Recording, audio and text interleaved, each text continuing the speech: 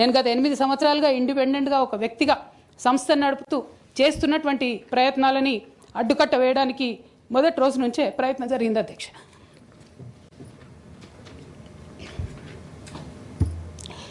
కానీ ఎక్కడ కూడా నేను తెలంగాణ బిడ్డలని తెలంగాణ ప్రజల్ని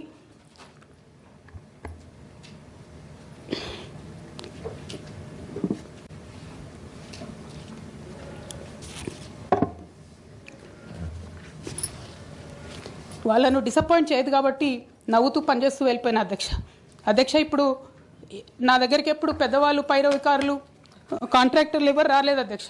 నేను ఎప్పుడు కూడా పేద ప్రజల మధ్యలోనే ఉండి పనిచేస్తున్నాను అధ్యక్ష.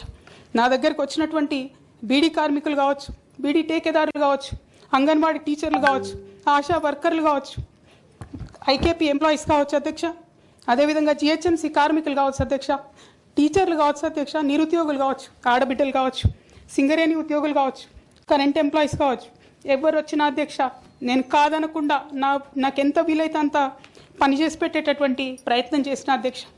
అయినా సరే అధ్యక్ష పార్టీ మౌత్ పీసులుగా ఉండేటటువంటి పార్టీ పేపర్లు, పార్టీ ఛానళ్ళు ఏ ఒక్కరు కూడా ఎన్నడూ కూడా మద్దతు ఇవ్వలేదు అధ్యక్ష. అయినా సరే ధైర్యం వదులుకోకుండా మొక్కువని ప్రయత్నంగా నేను ప్రయత్నం చేస్తూనే వెళ్ళాను అధ్యక్ష. తెలంగాణ రాకముందు బీఆర్ఎస్ ప్రభుత్వం ఏర్పడకముందు ఒక మాట అనుకున్నాం అధ్యక్ష. కేసీఆర్ గారే పదే ఈ మాట చెప్పారు. ఉమ్మడి రాష్ట్రంలో మనకు కాంట్రాక్ట్ వ్యవస్థ వచ్చింది, మరి కాంట్రాక్ట్ ఎంప్లాయీస్తోని అవుట్సోర్సింగ్ ఎంప్లాయీస్తోని దేశానికి నష్టం జరుగుతుంది, రాష్ట్రానికి నష్టం జరుగుతుంది, అందరికన్నా ఎక్కువ తెలంగాణ యువకులకు నష్టం జరుగుతుందని చెప్పారు అధ్యక్ష. ఆనాడు వారు సరదాగా ఒక మాట అనేవాళ్ళు, అందరికీ కాంట్రాక్ట్ పోస్ట్ ఉంది, మరి ముఖ్యమంత్రికి కూడా కాంట్రాక్ట్ పోస్ట్ ఉంటుందా అని చెప్పి ప్రశ్నించేవారు అధ్యక్ష. కానీ తెలంగాణ వచ్చిన తర్వాత 10 ఏళ్లలో కూడా కాంట్రాక్ట్ వ్యవస్థను మనం రద్దు చేసుకోలేకపోయినాం అధ్యక్ష. అది కాకుండా అవుట్సోర్సింగ్ ఎంప్లాయీస్, అవుట్సోర్సింగ్ వ్యవస్థను పెంచి పోసిపోయినాం అధ్యక్ష. బాధతో చాలా ఆవేదనతో నేను ఈ మాటలు చెప్తా ఉన్నా అధ్యక్ష. తెలంగాణ సమాజానికి ఏదైతే ప్రశ్నించడం నేర్పించినటువంటి బీఆర్ఎస్ పార్టీ అధ్యక్ష, అంతర్గత వేదికలలో అనేక సందర్భాలలో నేను ప్రశ్నిస్తే అధ్యక్ష నా మీద కక్ష కట్టారు అధ్యక్ష. కేసీఆర్ గారు చుట్టూన్నటువంటి కొందరు వ్యక్తులు తప్పక చెప్తున్నాను అధ్యక్ష ఈ మాట.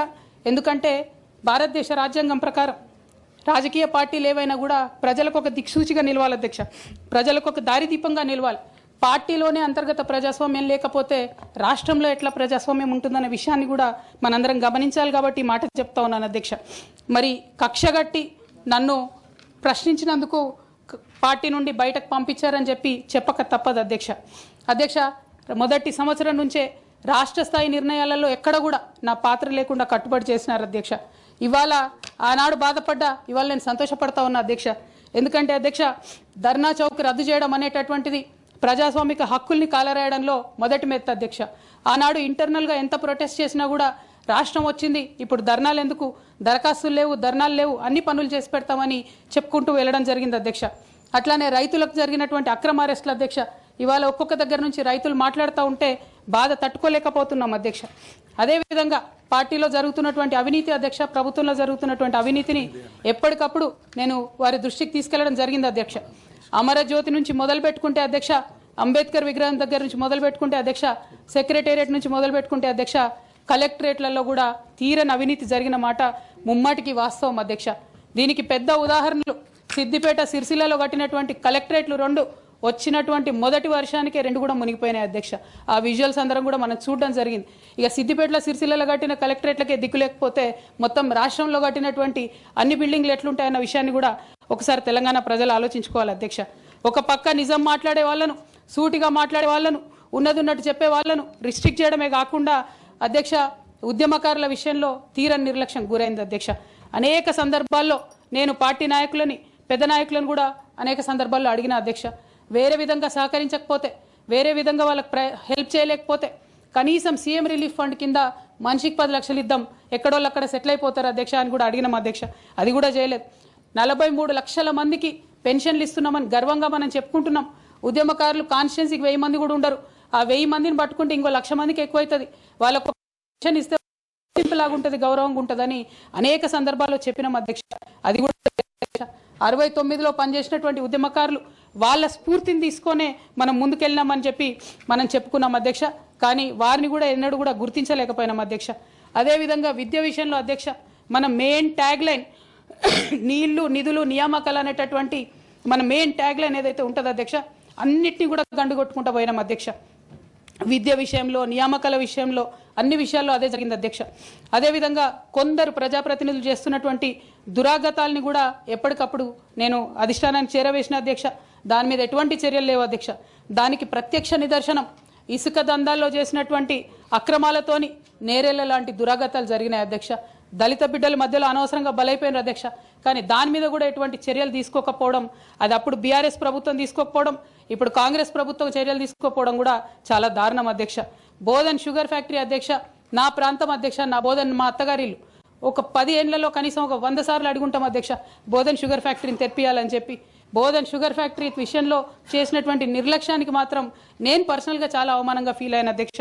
అయినప్పటికీ ఇప్పటికి కూడా బోధన్ షుగర్ ఫ్యాక్టరీ తెరచకపోవడం, తెలంగాణ వచ్చి కూడా మా బోధన్ బిడ్డలకు న్యాయం జరగలేదన్న విషయం అర్థమవుతా ఉంది అధ్యక్ష. అదేవిధంగా అధ్యక్ష, కేసీఆర్ గారి దగ్గర మాట్లాడే ధైర్యం నాకు ఒక్కదానికే ఉంది కాబట్టి అధ్యక్ష, ఈ అన్ని అంశాలు నేను ఎప్పటికప్పుడు అడుగుతూ వెళ్ళిన అధ్యక్ష. సరే, పర్సనల్గా వారు నాకు తండ్రి, పార్టీ అధ్యక్షులు, ఒక 2 విషయాలు చేసినా ఒక 2 విషయాలు చేయకపోయినా నడుస్తుంటుంది పార్టీ అన్నప్పుడు, ఇంత పెద్ద వ్యవస్థ ఉంటే అనుకోవచ్చు అధ్యక్ష. కానీ కింద ఉండేటటువంటి అనేక వ్యక్తులు కంటిన్యూస్గా దురాకతలు చేస్తుంటే కూడా మరి చూసుకోకపోతే కరెక్ట్ కాదు అధ్యక్ష. అదేవిధంగా టీఆర్ఎస్ నుండి బీఆర్ఎస్గా మారుస్తామనేటటువంటి ఒక కీలకమైన నిర్ణయం తీసుకోవడం జరిగింది అధ్యక్ష. ఆనాడు కూడా ఆ మీటింగ్ నేను అటెండ్ అవ్వలేదు అధ్యక్ష. నేను ఒప్పుకోలేదు, ఈ పేరు మార్పుకు ఒప్పుకోలేదు, నేషనల్ పాలిటిక్స్లోకి వెళ్ళడం కూడా నేను ఒప్పుకోలేదు అధ్యక్ష. అంటే ఒక మాట అధ్యక్ష, ఇట్లాంటి హౌస్లో చెప్పొచ్చో లేదో కానీ తెలంగాణలో ఏం పీక్ కట్టలు కట్టినామని నేషనల్కి పోయి చేస్తాం అధ్యక్ష. మనం ఎన్ని పనులు మిగిలినాయి అధ్యక్ష తెలంగాణలో చేయాల్సినాయి? 2 పెద్ద రివర్స్లో, ఒక పక్క గోదావరి, ఇంకో పక్క కృష్ణ, 1,89,000 కోట్లు ఖర్చు పెట్టినాం అధ్యక్ష. కొత్తగా ఇచ్చిన ఆయకట్టు ఎంత అంటే 14 లక్షల ఎకరాలు అధ్యక్ష. 1,89,000 కోట్లు అంటే ఎంత అధ్యక్ష? 1,00,000 కోట్లు ఖర్చు పెడితే 20 లక్షల మంది పేద ప్రజలకు ఇంటికి 5 లక్షలు వేసుకున్నా 20 లక్షల మందికి పేద ప్రజలకు ఇల్లు ఇవ్వచ్చు అధ్యక్ష మనం. కానీ 1,89,000 ఖర్చు పెడితే అధ్యక్ష జరిగింది ఎవరికి, ఒరిగింది ఎవరికి అంటే, ఒక వ్యక్తి 1989లో కంపెనీ పెట్టుకున్న ఆయన మన తెలంగాణ వచ్చిన తర్వాత ఫోర్బ్స్ జాబితా ఉంటుంది అధ్యక్ష, దాంట్లో 45వ స్థానం ఒక కాంట్రాక్టర్ దక్కించుకున్నాడు అధ్యక్ష. అంతకుమించి జరిగింది ఎవరికి ఏం లేదు అధ్యక్ష. ఇండ్లు లేని పేద ప్రజలకు ఇండ్లు రాలే అధ్యక్ష. కానీ ఆ కంపెనీకి మాత్రం 1,02,666 కోట్ల విలువైన ప్రాజెక్టులు ఒకటే కంపెనీకి పోయింది అధ్యక్ష. ఇది ప్రైవేట్ విషయం అని అనిపించవచ్చు అధ్యక్ష, కానీ తెలంగాణ రాష్ట్రం తెచ్చుకున్నదే ట్రాన్స్పరెన్సీ కోసం, తెలంగాణ రాష్ట్రం తెచ్చుకున్నదే అకౌంటబిలిటీ కోసం, తెలంగాణ రాష్ట్రం తెచ్చుకున్నదే ఇండిపెండెన్స్ కోసం.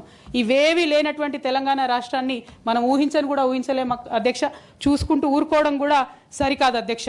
అదేవిధంగా అధ్యక్ష, ఇంకో పక్క తెలంగాణను పదే మోసం చేస్తున్నటువంటి భారతీయ జనతా పార్టీ అధ్యక్ష.